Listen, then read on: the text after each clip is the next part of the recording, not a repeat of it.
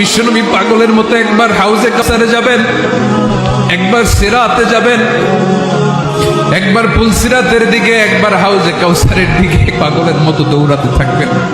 তার কোনো গুনাহগার উম্মত যাতে জাহান্নামে ঢুকে না যায়, সেদিন কেউ সুপারিশ করতে পারবে না বিশ্বনবী ছাড়া। এজন্য 5 নম্বর আল্লাহ বললেন, মান যাল্লাযী ইয়াশফাউ ইনদাহু ইল্লা বিইযনিহি। কার সাহস আছে, কার এত বড় বুকের পাটা কিয়ামতের কঠিন দিন আল্লাহর সামনে দাঁড়িয়ে সুপারিশ করবে? কারো ক্ষমতা, কারো ক্ষমতা নাই।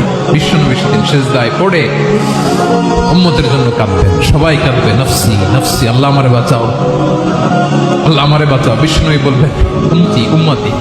বিশ্বনবী আমার জন্য কাঁদবেন, আপনার জন্য কাঁদবেন, আমাদের জন্য সেদিন কেঁদে কেঁদে জাহান্নামের দরজায় দাঁড়িয়ে আমাদেরকে টেনে টেনে জান্নাতে ঢুকাবেন।